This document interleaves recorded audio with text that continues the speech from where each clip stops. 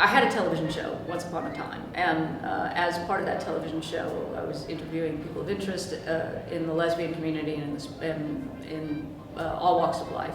And one of the people that I was most blessed to meet was Dot Wilkinson. Dot is widely considered to be the greatest female catcher who ever played the game of softball. She's a 19-time All-American, a 3-time world champion.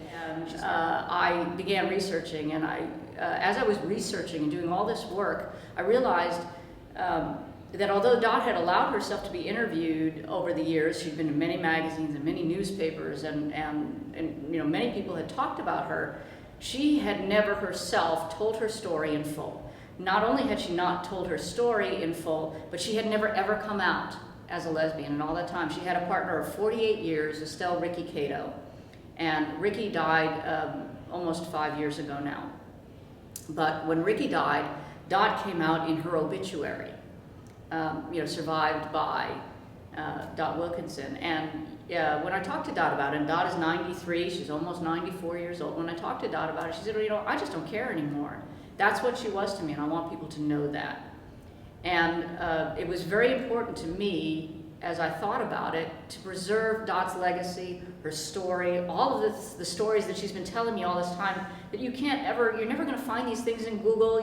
These stories were going to be lost forever. Mm-hmm. And so I wrote the book, and I said to Dot, would you make an appearance with me? Everybody wants to meet you, and nobody wants to know me. I said, Dot, everybody wants to meet you. Well, it's only because you talk about me on that Facebook.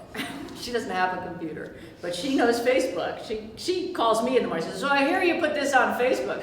How did you know that already? Never mind, I don't want to know. But I said, Dot, could we really do an event? Well, Dot doesn't travel anymore. So I thought, well, what would happen if I brought everybody to Dot instead? And so I created an event on September 20th, I went back in time.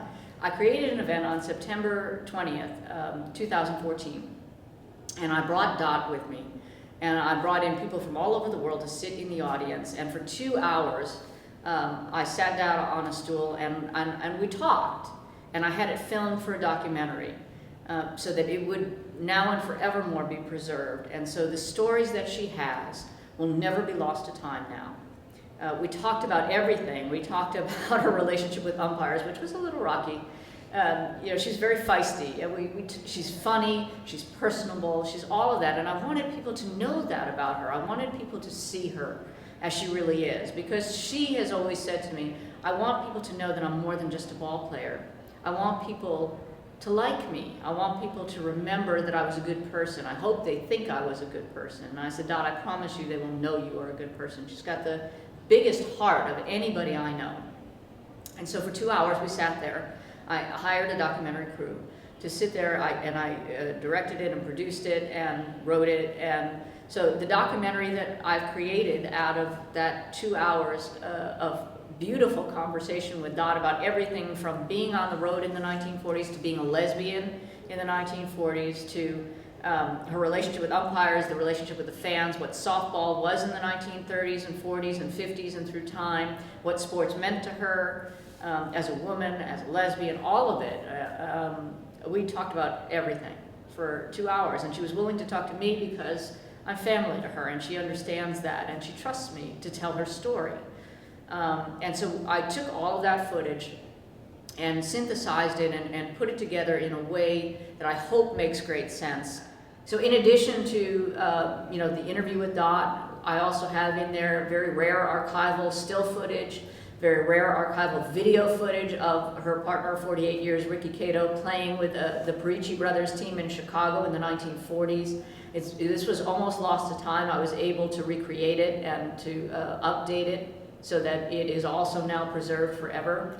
And when I put out the documentary in DVD format, I will also include bonus features that will include all of those still pictures that are very rare and only belong to Dot, as a matter of fact, and video footage that you won't see anywhere else as well. So to me, this was a labor of love. It was about bringing Dot to a whole new generation. It was about making people aware of the real history of the game and what it meant back then and what it was like to be someone like Dot, who was a lesbian but was never out until 2011. So now we'll have the full story, and Dot will be forever preserved for posterity, which is exactly as it should be.